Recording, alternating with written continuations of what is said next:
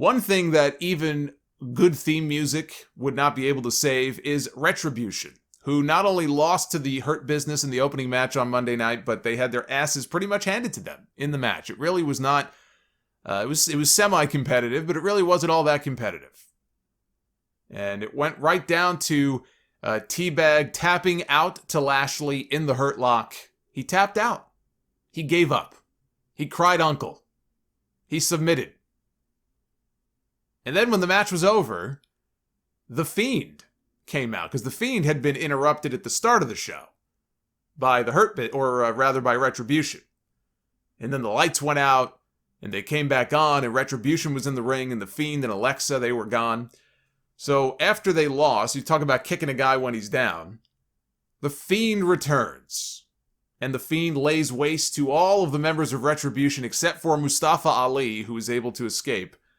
I was also left just utterly and completely confused by who I'm supposed to be rooting for here in this segment, because The Fiend is not really, I mean, I guess he's cool and all, and I actually am digging the whole relationship with The Fiend and Alexa, and now she's on the Firefly Funhouse, and where is this going to lead to?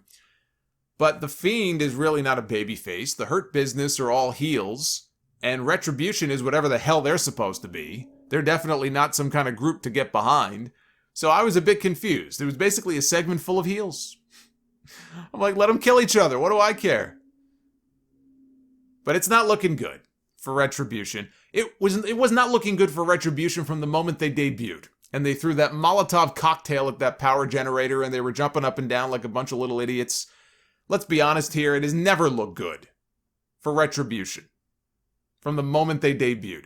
I am not upset by what they did. I'm not upset by them losing and being booked to look like losers here, because that's exactly what they are. That's where they belong. I only feel bad for Mustafa Ali. I mean, I feel bad for all these guys. They're all very talented.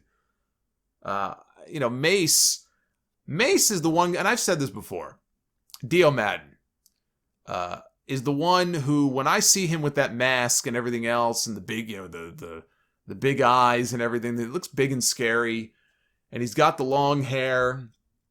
He's a big guy. He stood toe-to-toe with Brock Lesnar once on TV. And I think that look, of all the people in this group, could work for him. If he was to just kind of maintain that on his own, or, if he was paired up with somebody and they kind of, not bodyguard, but then kind of ease him into the ring, like, he looks more intimidating than anyone else in this group with all their Halloween costumes on. And I want to see them all succeed. Mia Yim and Donovan Dijakovic, for crying out loud. He's a talented guy. Even if you feel like, yeah, but he needs a little something. Otherwise, he's very boring and bland. Okay. Well, then I'm sure you could come up with something interesting about his personality or something. Talk to the guy. Maybe there's something in his background that you're not aware of that you can incorporate it. Because that's what they do with some of these guys anyway, right? Like, we've heard stories over the years of Vince McMahon sitting down and meeting these people for the first time and trying to come up with a gimmick for them. And he finds out, for example, that the big boss man once worked as a corrections officer. And he's like, well, guess what? You're going to be a corrections officer on TV from Cobb County, Georgia. Sometimes there could be something in their background that you can kind of pull out of them. But this ain't it. Him trying to be a dollar store version of Bane, that ain't it. That's just not going to work. But I feel bad for Mustafa Ali, who was just linked with the group only a couple of weeks ago. They didn't even give him the promo the week before that they had advertised him for. They just left him off the show. But we got it this week, after his team had been thoroughly defeated and embarrassed. Then they gave Mustafa Ali his promo. And I thought Ali's promo on this show was really good. He talked about sitting at home all summer, and I just thought to myself, all summer? All summer? He sat at home all year. He had not made a single appearance on television since December of 2019. But he said he sat at home this summer because this corrupt company could not figure out a way to make money with a guy named Mustafa Ali. But he said that he didn't just sit at home watching the entire time. He watched all of the spineless wrestlers backstage backstabbing one another just to get ahead while he learned about all of their dirty little secrets, I thought he was going to say all the spineless wrestlers who won't stand up to their boss when he wants to take their Twitch channels, but he didn't say that. He talked about spineless wrestlers in a different way. But he said good people were being forgotten. Their dreams were being left behind, but I found them and I united them. And I see what they're doing here. I mean, look, a lot of people, myself included, were poking fun at Retribution early on, comparing them to like Teenage Mutant Ninja Turtles and some of the villains, right? Even Slapdick comes out looking like Casey Jones with the mask on.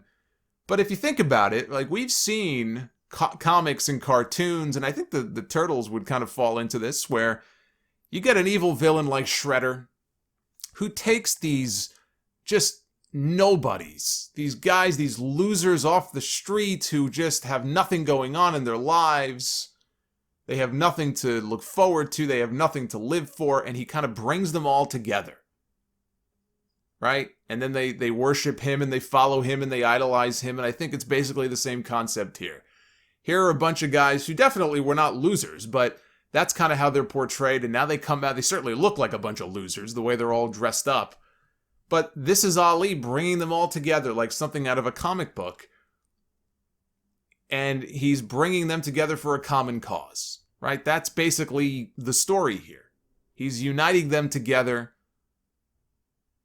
And he promises them that their truth will be heard.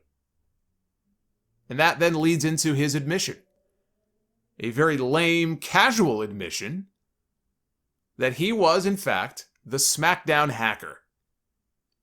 Now, I assume they did this just to tie up a loose end that they never quite figured out how to tie up. So he just randomly admitted it in a promo on TV.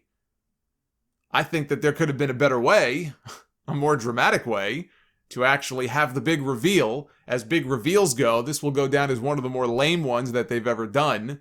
But I at least give them credit for trying to close that loop.